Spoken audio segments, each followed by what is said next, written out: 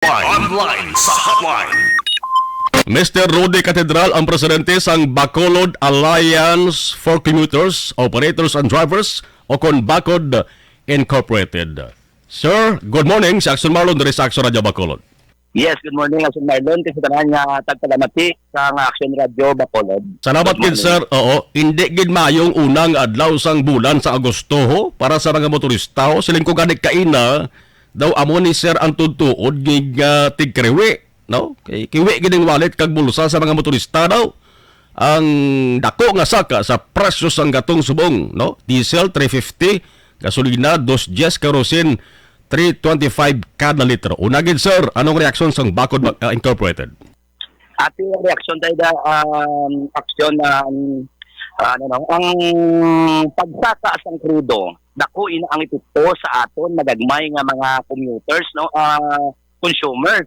O labi na gid sa aton nga mga drivers nga naga-consume sa tagadadlaw sang 15 to 20 liters, no? So kung mabalaan ta hindi lang subong magasaka ang krudo ta, halin ta sang sini nga bulan kaapat na magsaka ang aton nga presyo sang gatong. So sa amon nga assessment nagadabot na kita sa 10 ka piso ang aton nga pagsaka sa aton nga gatong sa sinila nga bulan. So gapakita lang kung may ara sa 10 ka piso nga pagsaka sa sini nga bulan. Ara na sa kung nag-consume ikaw sang 15 to 20 liters a day, 200 pesos gid ang maiban sa aton nga income sa aton nga mga drivers. Amoy na ang aton nga sitwasyon subong. So dako gid yung impact sa aton nagagmay nga mga drivers. So kung mag 350 kada litrong saka sa diesel, dako-dako din nga buhin sa kuntana ginansya sir sang mga drivers, no? So sakit-sakit gid nga sa isang sira ka. Oy, Arisel, balaman naton nga ang mga transport groups, hindi lang gani diri sa Negros Occidental, Bacolod, kundi sa Bugos nga Pungsod, dabo naman sa napatigayon nga mga protesta, singgitan sa dalan, untat biyahe, para lipabatsyag sa gobyerno ang epekto sa rin sunod-sunod nga saka sa presyo sang gatong pro butang tabi sir, way taman gina pangunahan nga mo ning matabo, magsigi-sigi bang sinikay.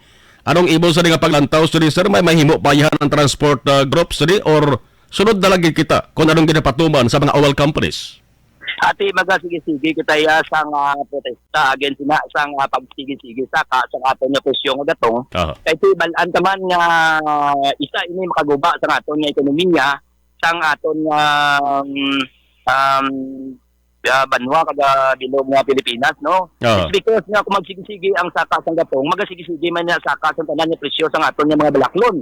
Kada affected ini tanan. Hindi lang kami sa magagmay nga mga drivers and operators, kundi sa aton mga commuters kay balaan taman ang aton nga mga sweldo wala man nagasaka. So dako ina apekto, pero kami sa transport sector obra kami tang isa ka kilos protesta against na dapat ining mga dagko dambuala ining nga mga gasoline station mga tagiya ka mga gasolina no. Ining Petron, Shell kag Caltex dapat regulate na sa gusto sa aton nga Department of Energy, no?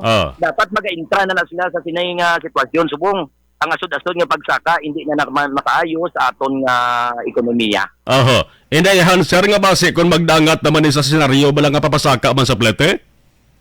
Yes, hindi na malipod sir ang matabo nga magasaka ang plite, maga-demand gid niya. Tungod sang crisis na ginaagyan subong sang mga traditional jeepneys.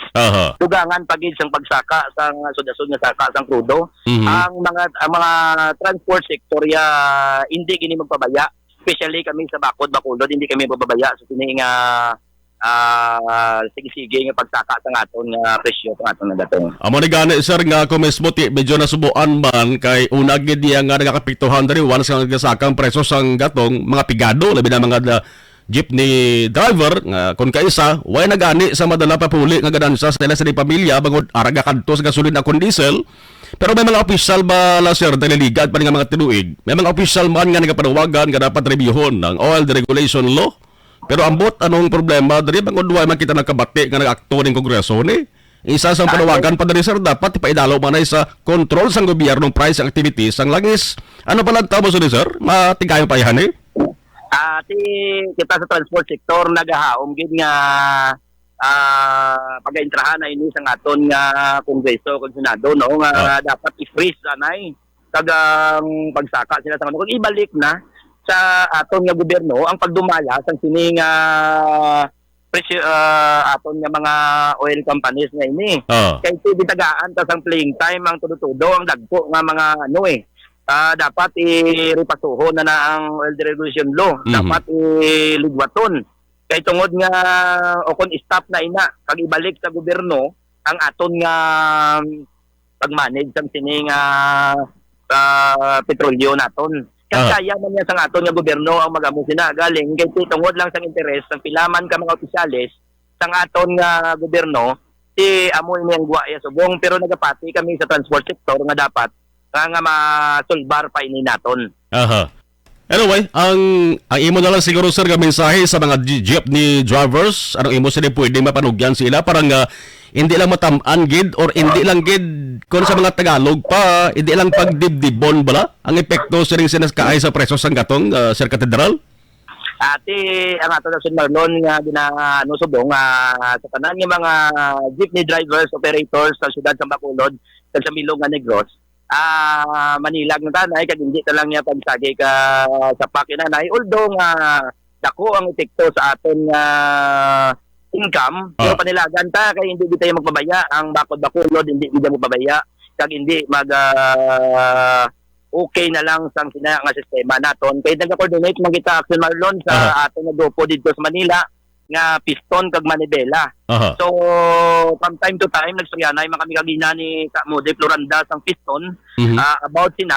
So mayara kita nga nationwide nga panawagan kay kung hindi sila ati mayara kita sa pagaymuon nga isa ka nationwide transport strike o kung kilos protesta against sa sining pagsaka sa aton nga gatong. Yes, aton diri lauman sir kabay pa nga hindi na madugangan sa sunod nga Martes kay ang kada Martes amo ni ginabantihan gid nga adlaw sa motorista.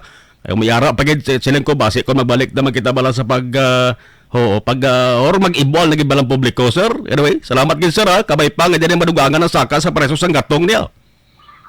Yes, Action Marlon, maraming salamat sa Action Radio kung sa tanan nga mga listeners kabay pa nga hindi na din mag-sige ang pagsaka sini kay affected ni ang tanan-tanan. Madamo gid salamat. Salamat gid sir. Good morning.